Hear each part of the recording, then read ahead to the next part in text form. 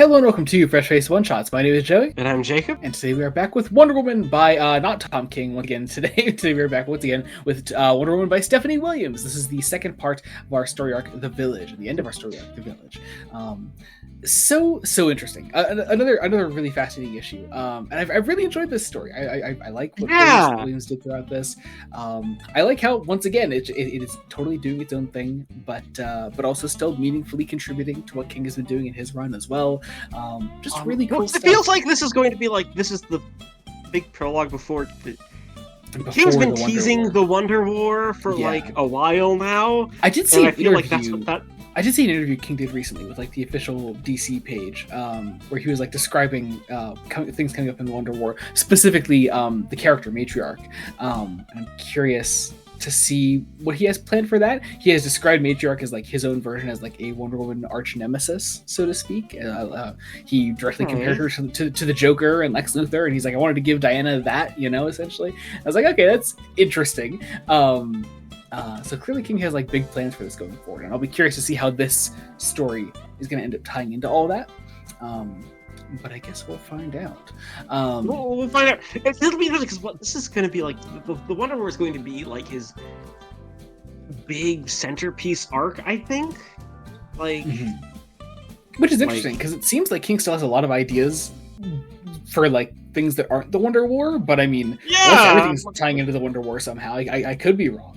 I don't know. I guess I'll find out. But on the story itself, we have Eris here as our villain. I like the way that Williams does. Also, I have to commend letterer Clayton Cowles on the visualization of these like negative thoughts inside each of these Amazons' heads. I really like the use of these like sort of like yellow and black thought bubbles. I think that's very cool, very fun idea. Makes it really distinctive. As well as Jeff Spokes. Jeff Spokes on art. Yes, still crushing it. Yeah. I like the way that Williams builds the conflict throughout this. I like the way that our sort of like negative manifestations of the Wonder Girls and Nubia like all sort of clash with the real versions of them. Really cool stuff. Spokes is still like I just said, crushing the art.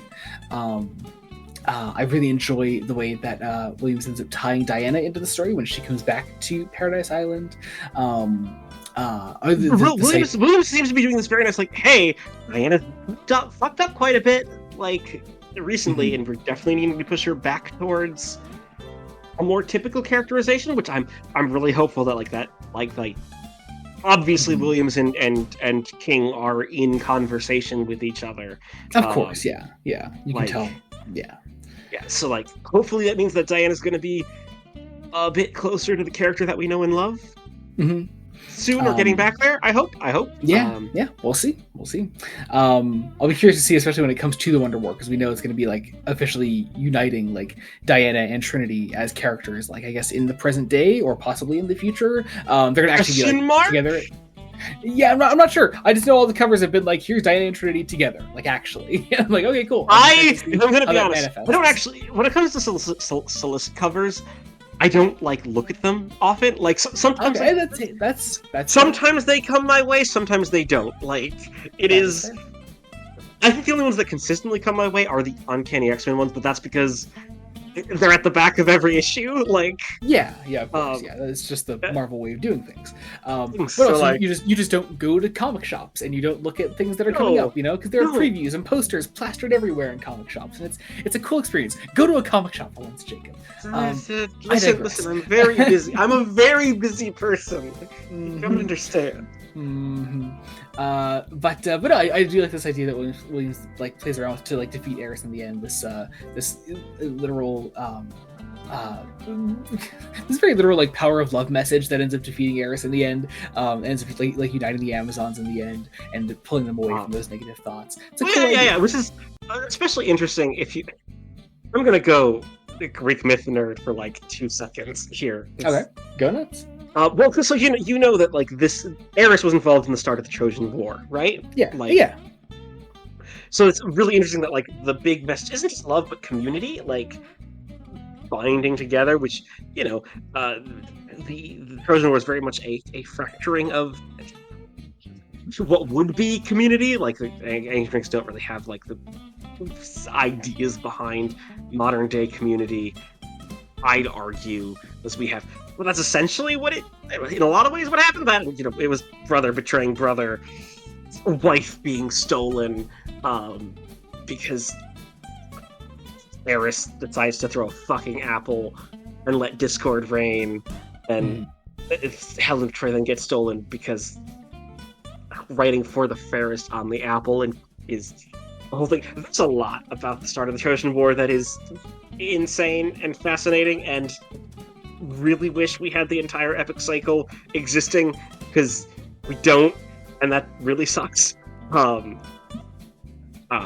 digress. My point is, really fascinating thing, something that, again, Tom King has, in his run so far, has been very ripping Diana away from.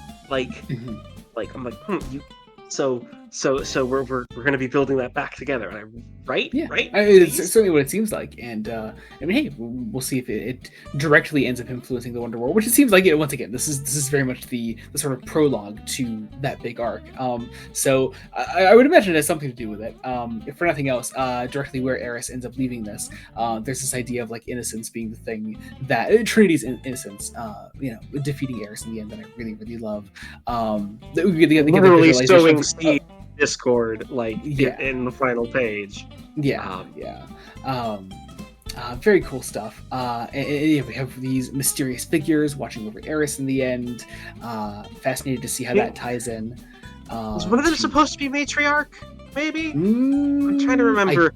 I'm trying to visually remember Matriarch's design, because I'm pretty sure that's been revealed. I don't think so. None of these are goth mommy enough. I really don't. You would know. You would know that. Yeah. I would know, Jake. I would know. No, I don't think any of these are matriarch, but I suppose we'll see.